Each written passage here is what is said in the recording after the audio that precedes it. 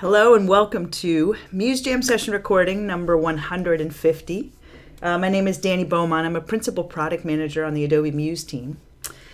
We're going to try a new recording methodology a little bit here in order to let folks on tablets like iPads, I don't know about iPhone, but iPhone as well, be able to watch these recordings. We're going to have a separate recording that'll be available for playback. So you can have both Connect as an option and just a full-on MP4.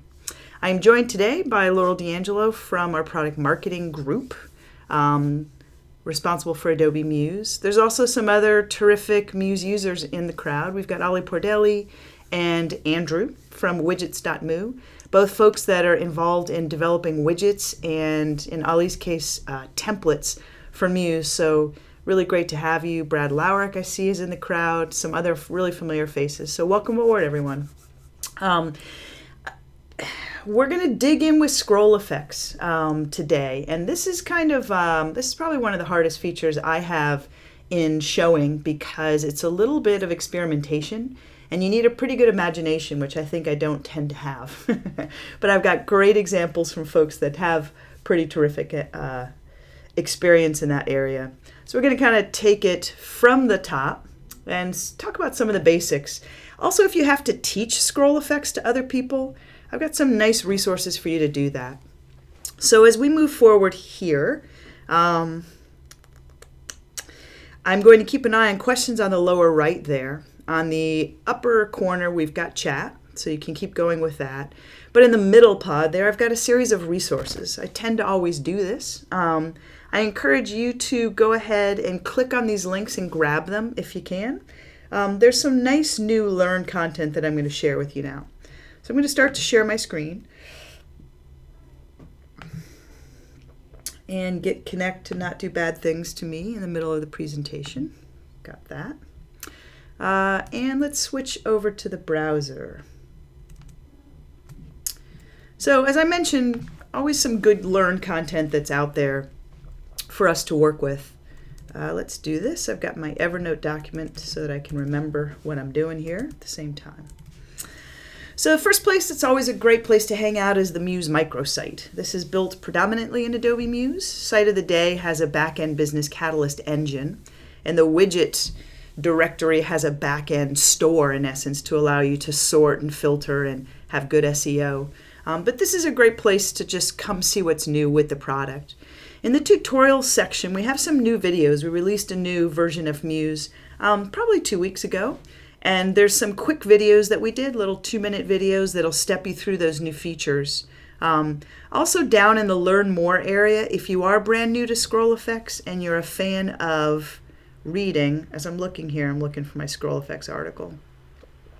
I may not have it linked here, to be honest.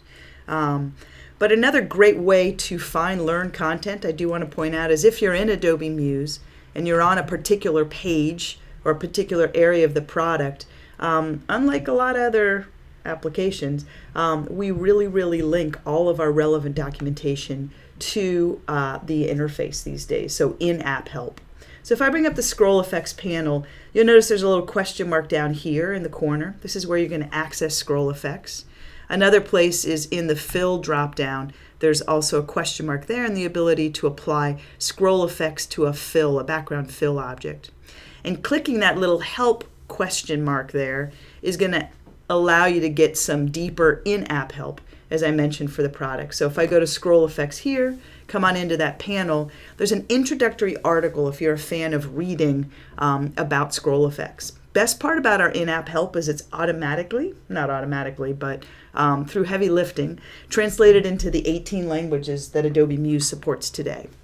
So if English is not your native language and you'd love to read it in your native language, and it's one of the 18, I encourage you to check the in-app help for that reason. Now, of all features we have, scroll effects is hard to read about and much easier to look at.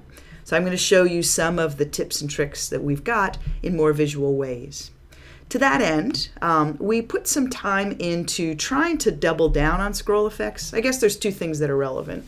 One is that at MAX last fall in LA, one of our folks in the community, Aaron Lawrence, gave a hands-on training for 90 minutes teaching scroll effects. And he and I spent some time together, and he built out a really, really nice website that helps you teach or learn scroll effects. So that's at scrolleffects.com. And this is artwork by Aaron Lawrence, thanks to him very much. But the artwork is just a great way for you to kind of step through each of the features and give them a try. So I've kind of put a little bit of an Easter egg here. This down arrow, if you click on it, it will allow you to download this source file that I'm going to use today and try it out on your own. So it is there for you to download. The nice thing is he steps you through both the after version of any effect that he's applying and the before version, and that's all here. So definitely come on in and play with that. That's a resource that's available. I enjoyed the graphic elements that Aaron had done there and have kind of refreshed our video library around scroll effects.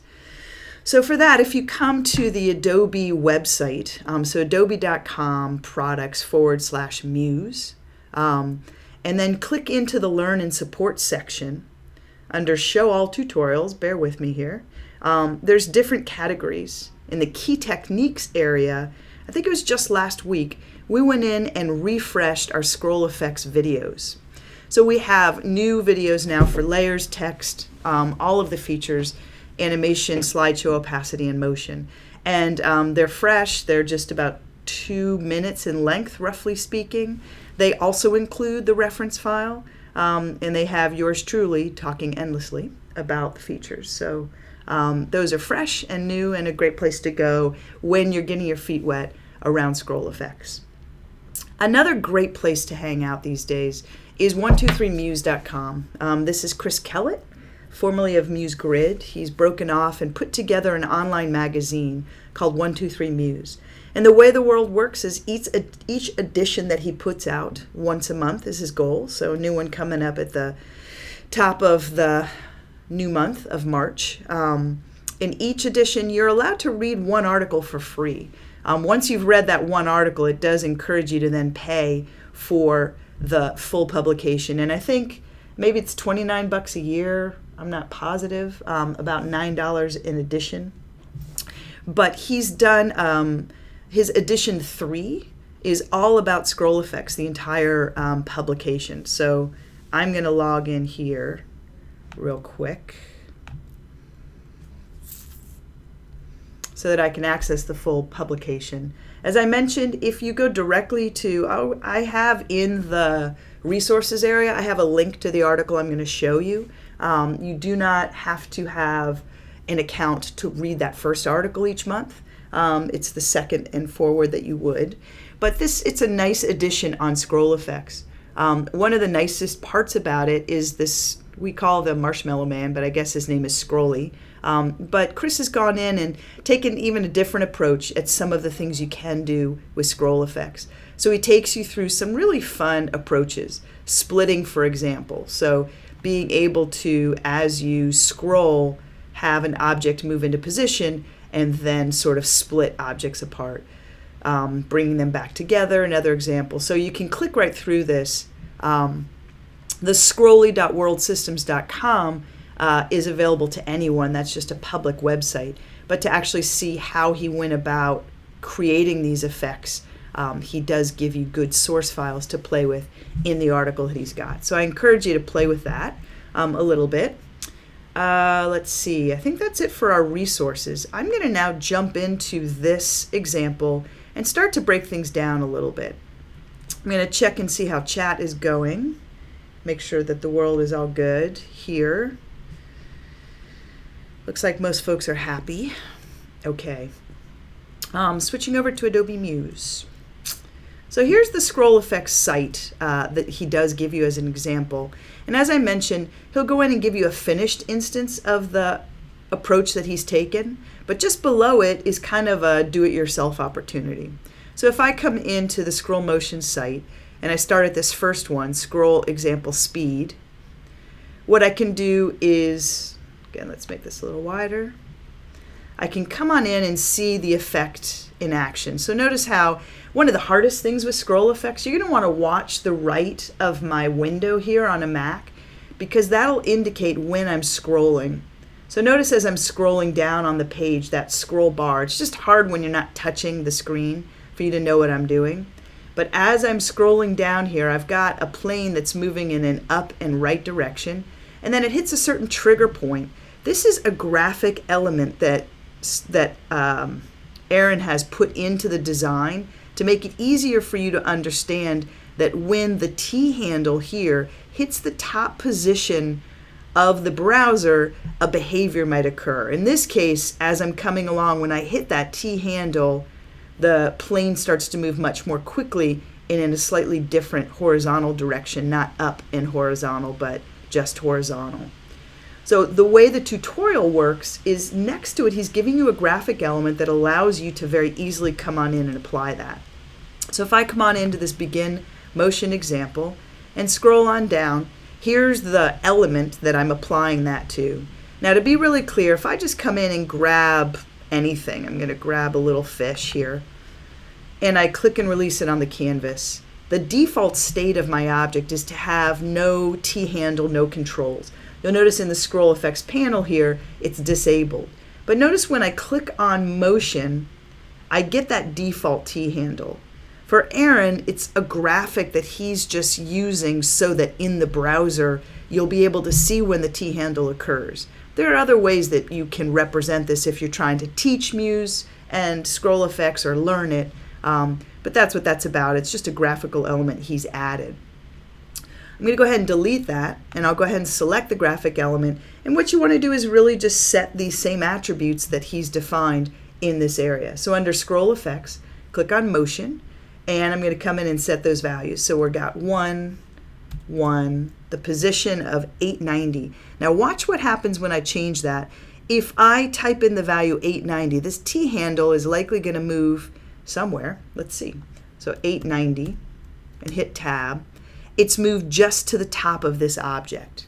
Now the idea then is that as I'm scrolling, when I hit this position in the browser, whatever scroll effect I've applied in this manner will start to kick into play.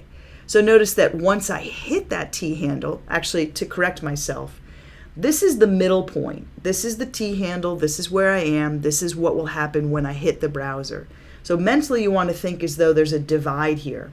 And when I hit this position, anything that's been defined below this value will come into effect.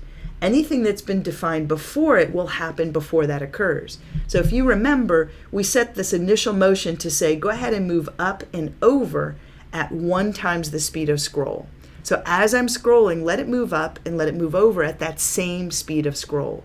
So that's another point to keep clear. This is times speed of scroll. A value of 0 says don't move it. When people are scrolling around me, I want this object to stay still. If you set a value of 1 in the upward direction, you're not going to see any scroll effect because it's going to be moving at the speed of scroll. That's what 1x is. A value of 30x is pretty darn fast. That's saying I want you to stop moving up, so pin in essence in the up and down direction, and then I want you to move 30 times of the speed of scroll to the right. And as you do this, previewing in browser is your friend. I have never been able to achieve scroll effects without a lot of preview in browser. Now we played with the idea of previewing on the design canvas, and it was something we toyed with. You're welcome to chime in and holler if you think we should invest time there. But we found that really there's nothing like previewing in the browser kind of to see what you've got going on and then adjusting your values. So notice as I come along here, I'm going to hit that T handle spot and then I start to move really quickly in the other direction. So that's speed, and I think that's pretty straightforward. Folks are pretty familiar with that. Towards the latter end of this session, I'm going to show you, what I want to do is show you how you achieve these goals. Then we're going to go through about half a dozen of more recent Site of the Day examples, and we're going to start to dissect how it is that the designer's combining all of these approaches into such an elegant effect. And I think that's kind of key. Scroll effects, I'm losing track of time, but it's been around for us for probably a year and a half. And And at first, it was pretty saccharine sweet, the extent to which people, especially in the Muse community, were really using all these features because we had access to them. I love the way that they've moved into a much more subtle approach to just add interactivity to the site. So keep that up, folks. It can be a little overwhelming with everything is moving in every different direction. So I'm not going to go ahead and step through all of these because I know you can do it on your own. But as we talk about the techniques that are being applied here, this one, in fact, let's just go to the finished version and look at how it's achieved. So as I come on down here, we've got that example of speeding up at a certain marker point. As I move down here, I've got another example of making a turn. So you'll notice that this parachuter is moving along at 1 times the speed of scroll and actually moving to the right at 2 times the speed of scroll. So it's going to enter from stage left, in essence, at a certain speed. When that T handle is hit, it actually is going to go a different direction. So it's going to continue to move down at 1 times the speed of scroll, but it's going to come back the direction that it came from. So it's going to seem to move onto the canvas and then move back off. And that's simply by, notice the directional changes here as well. It's going from the left to the right at that same speed of scroll.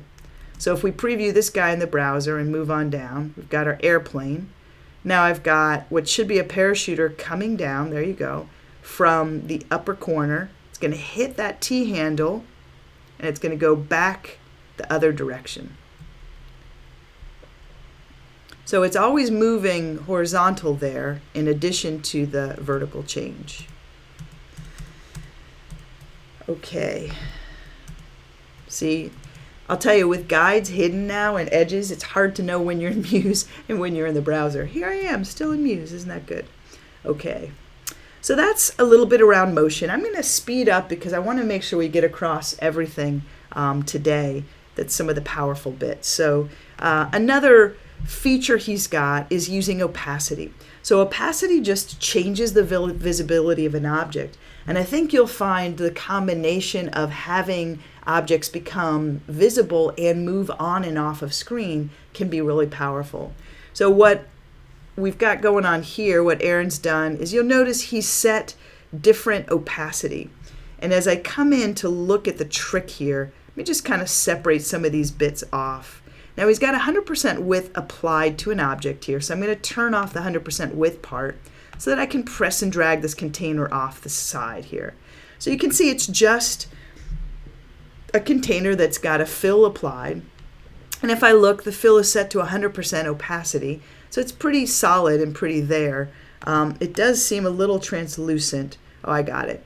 So rather than setting the fill to a percentage, he's gone in and under effects set this value, the opacity value here, to 50%. So it's pretty much a black container that's filled with 50% or a very dark blue color.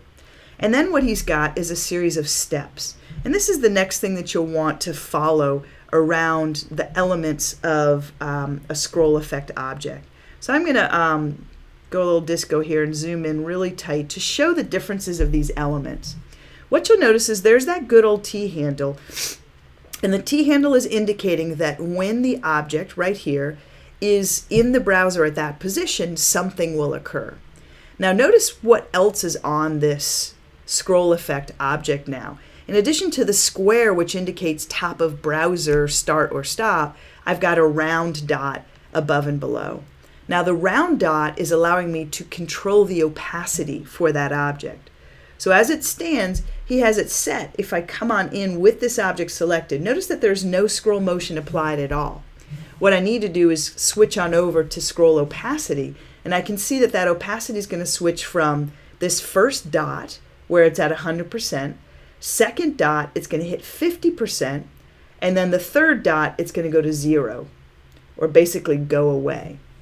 So let's kind of undo those change bits there and watch this in action here. So here I am at 100% of visibility for this container.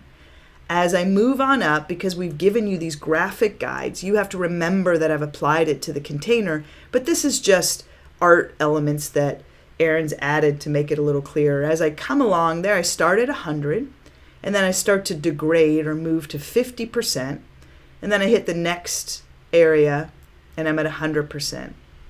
Now Aaron's gone in and juiced it up even a little bit more. You'll notice he's got basically a link here, a hyperlink. When you click that link, what it does is scrolls you down the page using an anchor tag. So another nice way to just make the magic happen. I think what you'll find is, to a large extent, scroll effects is allowing you to almost have a timeline within the Muse application. But the timeline is dependent on the length of the page, on how far you travel on that page. So notice he's dropped an anchor tag right here. If I zoom in a little bit more so that we can see this, he's got an anchor tag defined right here, such that when you click on this object, it's going to move the anchor to the top of the browser, which causes that fixed scroll behavior. So there's an aspect of scroll effects where it's a little tricky. It'll move into position, but it doesn't have we don't have the idea of move the airplane into this position, stay for 5 seconds, then move away. So the best way to kind of get that exact point sometimes is to define an anchor tag so that you know they'll scroll to the exact position you're looking for. All right, so what's next in our little ball of tricks here? We've got ready, set, go. And this is really just a variation on playing with typography that flies into position and flies out of position. So for each of these typographic elements, notice they all have the same T-handle position. But if I look at them with scroll effects enabled here, scroll motion, notice another really interesting thing. This is kind of a power user feature when you're hanging out with scroll effects. First off, you're welcome to define common attributes by selecting a group of elements and setting those attributes. These all have the same initial motion. They're moving up at 1 time speed of scroll, and they're not moving horizontally until they hit the T handle. Then all hell breaks loose, so to speak. So if I come on in and click on the word R, or the letter R, notice that it has 0, 3 for a value. It's going to start moving to the right. The E has 2 and 3. It's going to move down and over, and so forth. A is going to move in a different direction, D and Y. It allows you to have that sort of break apart experience for the text as you're working. Another really wonderful trick, if you ask me, is if I came on in and I said, I love this letter E, I want to come on in and use that text. So I'm just cheating to grab another text container here. And I'm going to put the letter D.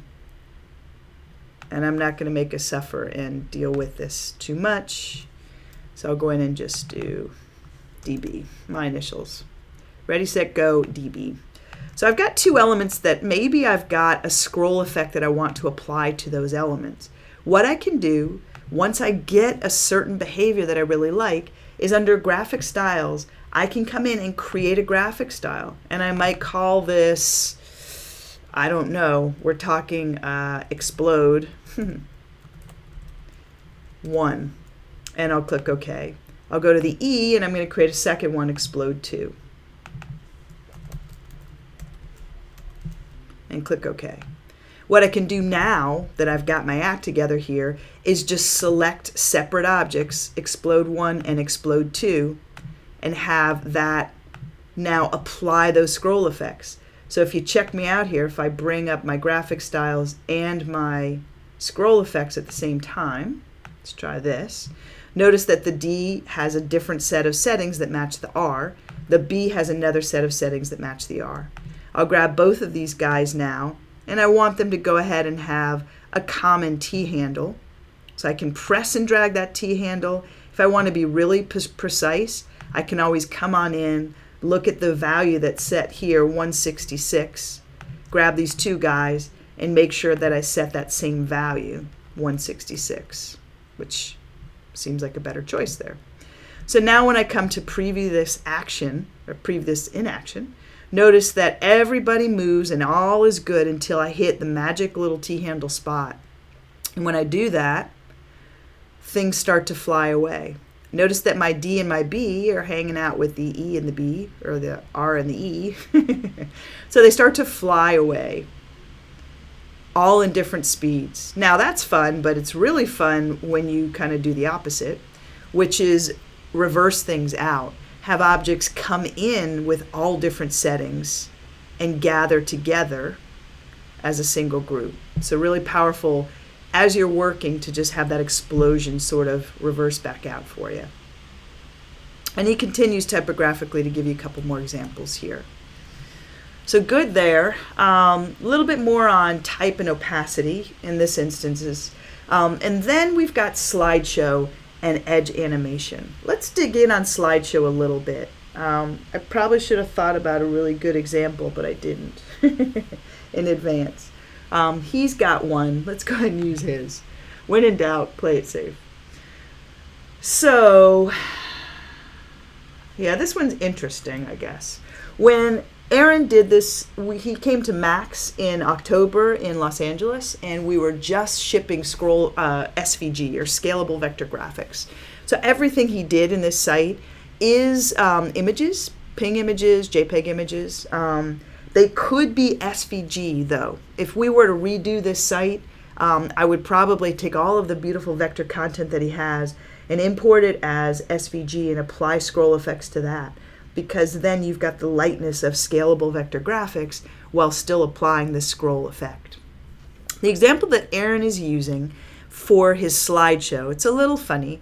He's got a full screen slideshow that he created, I think, in Illustrator and then saved out. So, like I said, it's kind of, it's pretty good, but it would help if it were a little different. It's okay. We're going to stick with this for the moment because my mind's blanking on other examples right off. So if I want to see how this is set up a little bit, I'm going to zoom out and get to that little magic little control for my widget. And notice what I have here. It's just a slideshow. If I come into the slideshow and I turn on thumbnails, makes it a little easier for us to appreciate that this is a slideshow. So if I zoom on in here, because it's set to scale to fill, it's also behaving in an interesting way. But notice that I've got thumbnails here, and I'm clicking through each of those thumbnails. So it really is just a straight up slideshow that I can click through. What I'll do is now click on the object and go ahead and click on the slideshow example with the object selected. And then I'll wonder to myself how this is set, because I'm not seeing it right off.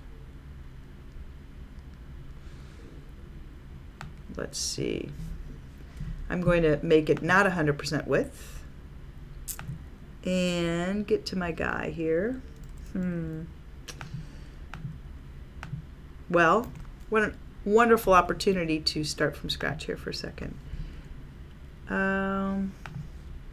Let's just do this because I think it's just as easy. Let's just start blank. So what I want to do, she said trying to think quickly, is come on into the widget library and select a slideshow.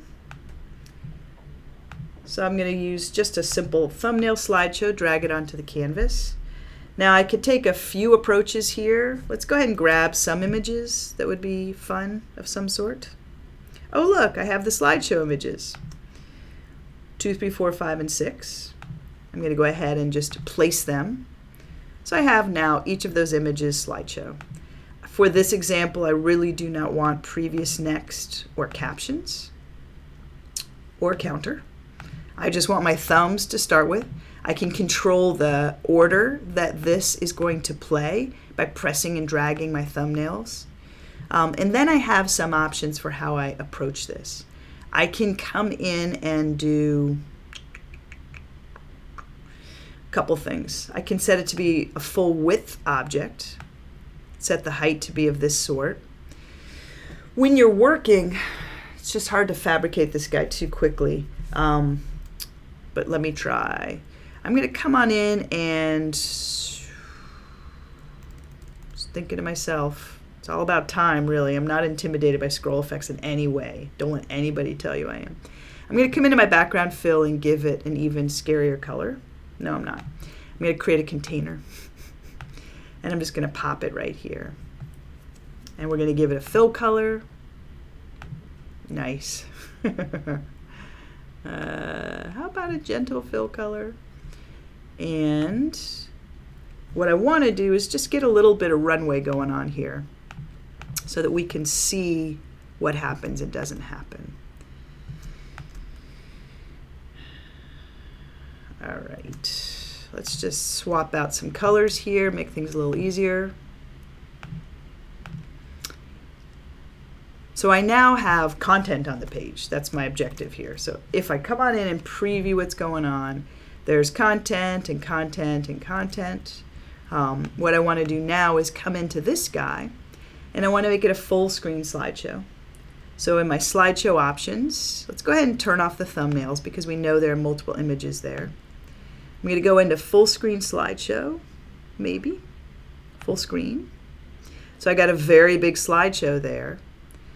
And then if we just take a look, I've got my full screen slideshow. It's staying all purple because that's interesting. Why is it changing already? Scroll effects. Yeah, I'm having, this is why it's a jam session, having a little bit of funnyism. What I want to do is have it such that, and this is where you get to play a math game a little bit. You say to your container, let's do this. All of my containers can be full width. I don't mind that. I'm going to set them all as full width. And then I'm going to measure to see how high they are. So this has a height of 724 pixels.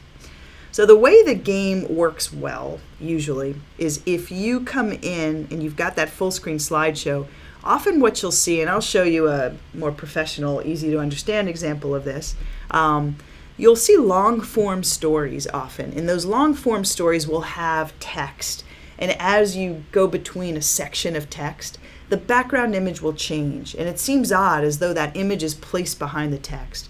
What it usually is a full screen slideshow with this approach. So what you have to do is imagine with me we're working on a story here, and I want it to be that roughly, and this would take some playing, I'm not going to get it perfectly right here, roughly every 724 pixels I want my slideshow to change. So I'm going to go on in and select that slideshow. If the world wants to be kind to me. I'm forgetting something. There you go, slideshow. And I can either say autoplay at a certain sequence or switch slides every. I'm going to go ahead and put that increment of 724 pixels in there. Did I do that? Yes. So if you're following me, I'm going to even set the starting point. Let's try to set my start. Let's say I wanted to start transitioning right around 779 pixels. Let's see how my math works here. So I'm going to change this value to 779. So my T handle is literally down here. Now my fantasy for a moment is that we're going to start, you might see a little purple. I'll even give myself a bit of a break here and bring my first image all the way up to the top. In theory, if the gods want to be kind, we should have a container, an image, a container, and the variance of that image just below it. Now, I almost guarantee that my numbers are going to be off, and that's where we're going to need to play a little bit more. But notice I've got my little bit here, and in theory, I might start with just that fill color, and there might be some text here. As I proceed, there's my think, and then there's my next color. Now, see how my transition is off, but it is working. So let's take it from the top, because I'm sure I've lost everybody. What I've got is this lovely area that I can have text and content. And as I scroll along, I show a background image. At a certain point, and this is where I need to do some fine-tuning, I'm going to come back into my story, my text and such. What I would want to do is go ahead and move up the transition time, because I want it to be such that as soon as you get done with this color, it goes to the next slide. Got this nice relief background image again. See how my pace is off, but it's changing the images. I'm going to swing back. Any questions on that, or did I totally lose everybody, or are you snoring?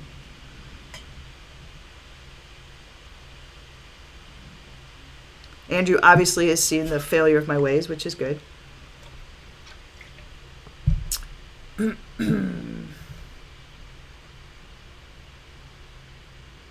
Simone, I'm not sure who you're talking to. Which SVG and one in Illustrator you got to. Okay, all right, people. No brain explosions. I'm going to keep going with this though because there's some nice variations on this guy. So let's try a different approach. So that's one way that people get the effect that people see and wonder about. I'm going to delete my slideshow now. So there's no background slideshow. I still have my bizarre little images, and there could be text in these images. What I want to do instead is create a different effect that is pretty popular out there in the world. So for that, I'm going to come in and be lazy.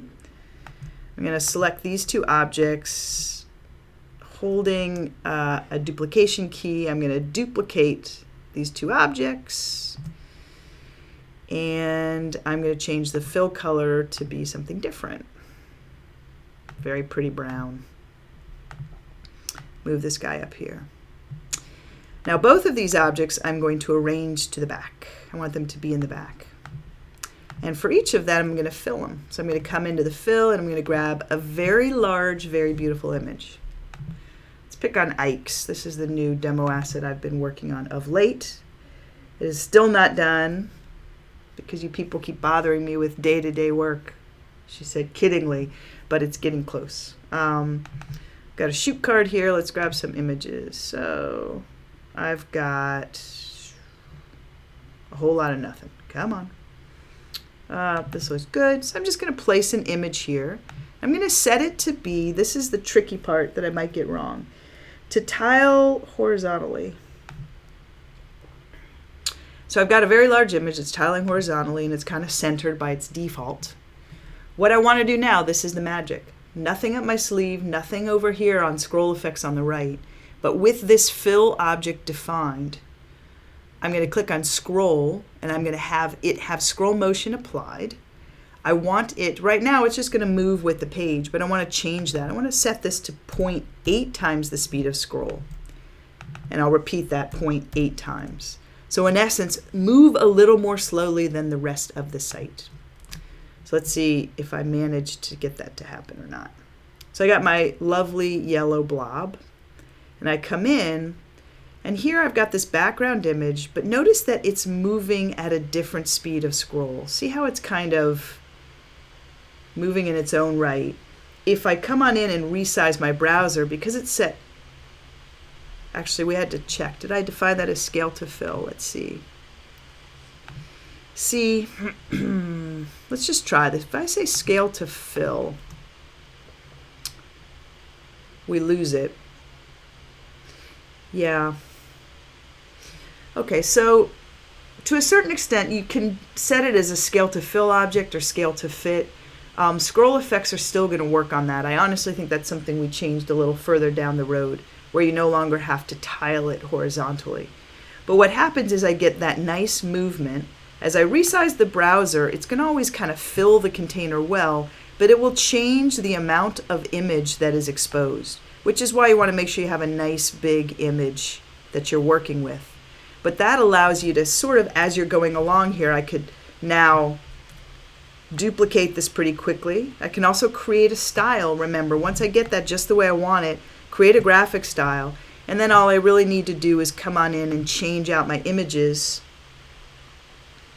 and it's going to repeat that same scroll effect that I've defined as I go along. So maybe I'll grab a lock here, and once again you'll start to see how I get just this visual relief, and definitely a trend with scroll effects that's out there. So there's my first object. I then get some text and such, and then I have a second object that's also got that movement applied. All right, so that's background images. When it comes to Edge Animate, if you use Edge Animate and you want to animate your content, you basically have the ability to decide, does the animation autoplay at a certain trigger point, or does it move at the speed of scroll? And Aaron has some nice examples of Edge Animation applied to it as well there. All right, I'm going to check on chat, see how we're doing, and the next thing we're going to do is start to look at some real world scenarios and back into how they made them happen. So, okay. I think people are doing good. I'm sorry the chat pod's so small. So I could not get the slideshow to start with scroll effects. If you still have that question based on what we talked about, please go ahead and throw clarifying questions in the chat. I think the key there is the start time is set on your T handle, and then the transition speed is defined by the amount of pixels you've set as you're working. So I think those affect it, but we can dig in more on that if you need to. Okay. Let's see. I'm going to look at my notes. All right, so I've given you some nice things. We've got the videos that I told you about. We talked about Marshmallow Man from 123 Scroll Effects. Then we start to talk about, okay, we've got the tool. What do you do with it? And it is your job as a designer in Muse to do us a favor, which is take into account best practices and be a good designer, even though you have this wonderful tool called Muse that doesn't require you to code up all of this work. I know when Muse shipped, there was not an off-the-shelf market that allowed you to apply scroll effects without having to code them. I don't know if that's still true, since it's such an incredible trend that's happened in the last few years. But how you apply it and what's good and what's bad, I think, is something worth reading up about. So there were some nice articles. The awards, so WWW awards, I don't know how to say that, has 30 different examples. They call it parallax scrolling, and I think there's value to talking about that just for a second. I have a website that uses scroll effects. Let's see. Yeah, okay, I'm going to do it. So I have a website that is using what's known as parallax scrolling. And this is a simple flat design. And the way the flat design works is different speeds are applied to different elements on the site. So parallax is a term that came from 2D gaming. And 2D gaming says that if you hold your finger really close up to your eye, it's going to get fuzzy and it's going to move at a certain speed. The further away from your eye an object is, the horizon or the point at which everything disappears is at a different angle. I'm going to explain this very badly. But objects that are further away from you are going to move, in essence, on a different axis and can move at a different speed. Now, we know that computer monitors, phones, and such are very flat. You can simulate this idea of depth in this old-fashioned scroll effect known as parallax scrolling. So on this design, I have a page, and the page has almost 3 layers. This is actually illustration that Ali Pordelli did. As you scroll, notice how objects seem to have depth applied to them. So in the very way back here, you're seeing a background image. And then in front of that, you're seeing other graphic elements. We've got a sign here. And then in front of that is a building. So the sign and the building are actually slightly offset from one another. Then you have some very scared brides running across the screen. So if we wanted to try to achieve this, I think we've got time. Let's play a little bit. I'm going to just start with a new file. Now you'll notice that's also applied to the horizontal. It's tricky to do that on the horizontal. It takes some playing, and I think I probably could have done it with only scroll effects on the single page, but I didn't. So if I were to work on this design, let's say I'm going to simulate some of those elements. I'm going to come on in and grab some of those graphic elements real quickly here. Let's see.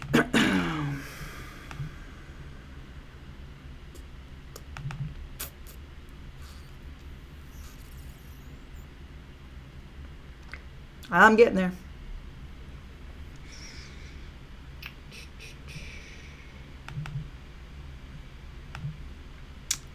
Surely I am. You guys still with me? Let's see. This should be fine. Got some assets. What I want to grab is, let's see, bring a couple different pieces. This one, that one, that one, and that one. I'm going to just place them all on the canvas.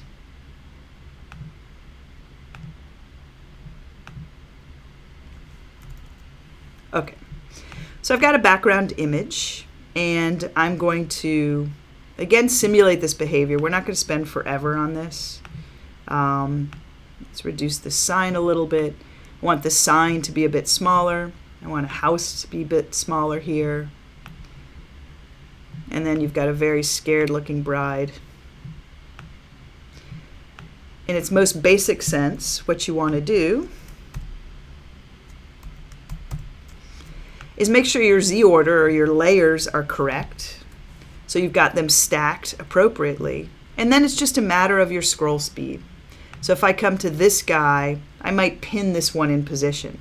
Now if I want to make sure it doesn't move at all, I'll just come in and select this object, and under scroll effects, I'm going to come in and set the scroll motion to zeros all the way around. Now, an advantage to doing this instead of pinning your objects is that it will work on touch-enabled devices like iPhones, iPads, where pinning is not a behavior that iOS devices respect. So that's kind of a backdoor. No matter what, if you don't like scroll effects, pinning an object will help a lot in that manner. Next bit is I'm going to add my sign and my house. And I'm going to go ahead and have these guys scroll. I think, yeah, I'm running out of steam on this. Have these guys scroll a little bit more slowly. So let's just see. Come in a little closer. Want this guy and this guy. Scroll effects. I want them to move horizontally. So the up and down is going to set to 0. And then the horizontal value, I'll just come in and set them to 2 times the speed of scroll. Back is pinned. This is 2 times the speed of scroll. In fact, probably what I'm going to do is, let's have the house be at 0.8 times the speed of scroll. We're going to have the sign be 2 times the speed of scroll. And then the bride is going to just be 4 times the speed of scroll. And it's important that you just make sure this continues for both before and after. 0.8 and 0.8. Now, as I mentioned, I never get anything right the first time I try it. So let's just take a quick look at this. I've got my objects here.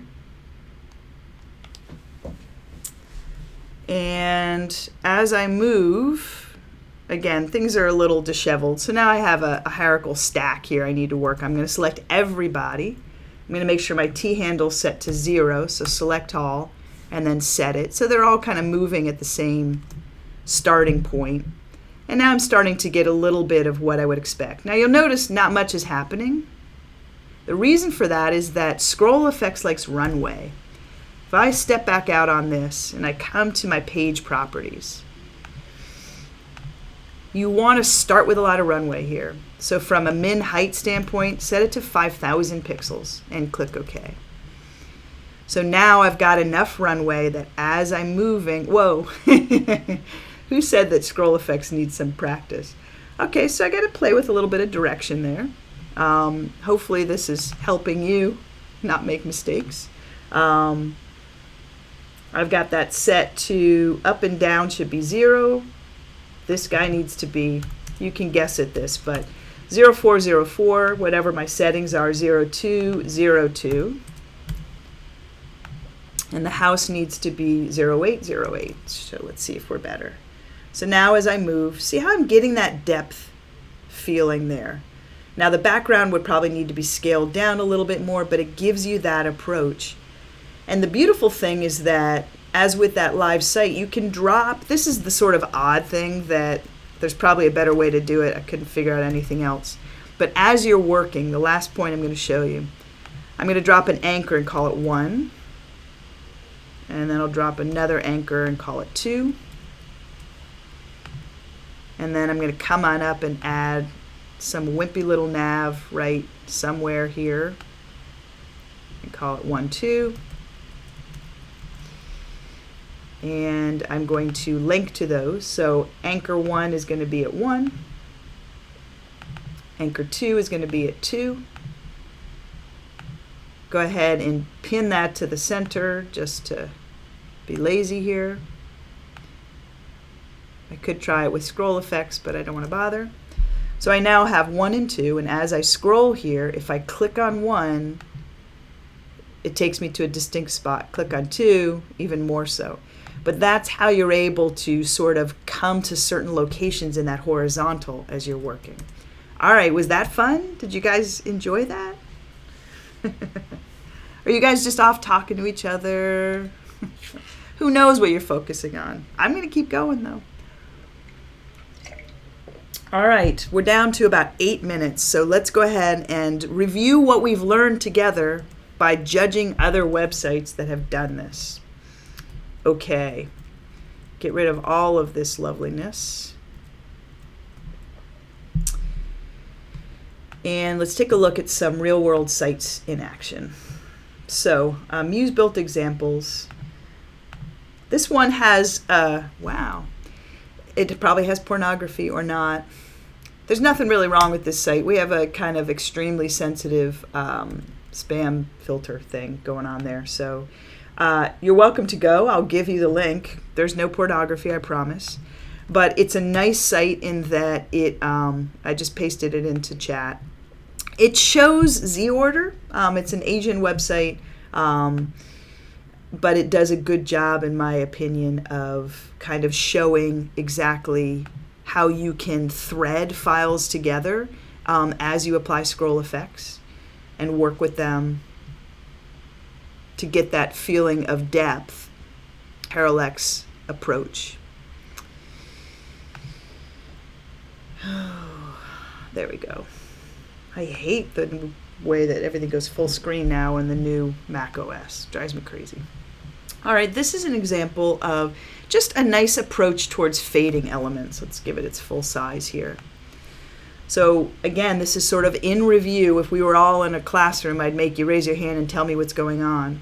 But notice that we have different activities. I've got a background that's pinned. I've got navigation here that's going to move off the screen. And as it does so, this welcome bit is pinned to start with or in a fixed location, and it's set to be fully transparent. I've got other objects that fade in and out as I roll along. You know what? I have to do one more thing that I almost forgot. So Andrew has a widget that he has provided that allows a little bit more edgy scroll effects approach. So it's a really fun one I did want to show today. So if I go to widgets.mu, which is Andrew, and I go to the rotation scroll effects, let's click on the demo here. This is a widget you can buy. I think it might be $12, but it allows you to apply some additional scroll effects to objects very easily. So as I scroll up here, notice that this shaker's kind of moving back and forth at the speed of scroll. I've got step by step, which is ticking along at a certain amount.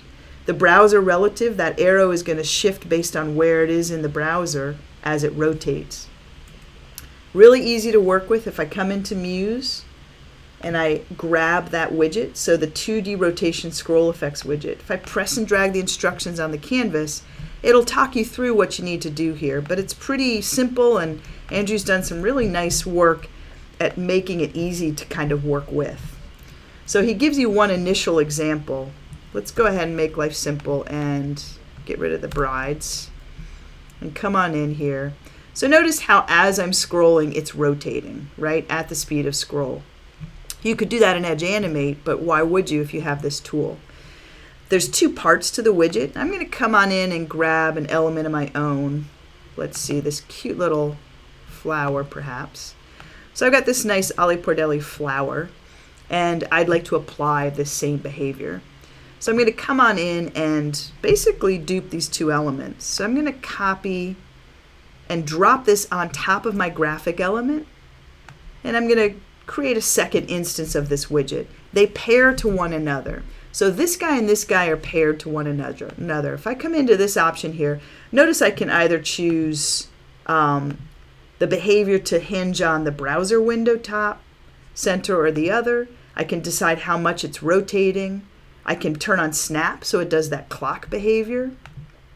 I have a second widget here, if I can click into this guy, that is going to decide the type of work I'm doing here. So I want to actually, this is telling you which animation you're going to apply to each object. So notice that I've got the widget up here, and right now it's applying a certain technique. I want to change this, so I'm going to just name this flower, right? And because I've dropped it on top of this object, Muse will know to apply this effect to this object called flower. So I want to come in here and make sure I call this one flower. And then I can decide how much does it rotate and what is the behavior of that rotation. I can say go ahead and base it off of the center of the browser window and snap to that rotation as you work. So if I come on in now and scroll on down, I've got the first example with that first widget in place. My assumption here is when I hit the center of the browser, if the cods want to be kind to me here, look at that, nothing happens. Okay, it ain't a demo if the demo gods don't play with me. Send it to the back. This guy is called flower. I'm a real fan of copy and then paste. Make sure you got your spelling right. Let's try to go ahead and do top of browser window without snap turned on. Now come on in. I've got my rotating bit there. Nothing's happening. Good thing Andrew's here. Unless he left me. Yeah, I'm not sure. Andrew? Technical support? The flower needs scroll motion, Dani. Thank you, Andrew. Yeah, it usually happens when I know there's somebody else in the room that knows more than me about something. It just makes me nervous. I need to apply some level of scroll effects. So I'm going to go ahead and say, yes, I want scroll motion on this object. And I will set the T handle. I'm just leave it alone for where it is right now. Come on in, there's my example. Oh, will you look at that? That's kind of scary. So notice what just happened. It's applying the scroll effect, Andrew's custom scroll effect, until it hits a certain point, and then it's moving up. And that's probably because I have the scroll effect set to have the T handle position. That's really fun. So it's just a nice, especially if you have something as lovely as this flower, to have this just subtle behavior where it really feels like you're doing sophisticated animations in the app. All right, people, we have now eaten up a whole other hour. I'm going to switch to the closing area. I need to know if this was useful, if we covered over everything. Scroll effects is the deepest topic I've ever taught on for Muse, so there's always more to learn, but let me know what we didn't cover. If there are future jam session topics that you want to see about, do let us know what you got.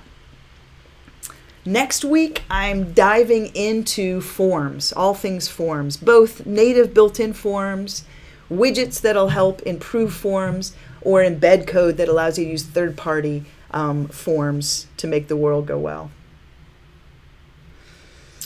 Okay. I am going to go grab the recording. I will be back.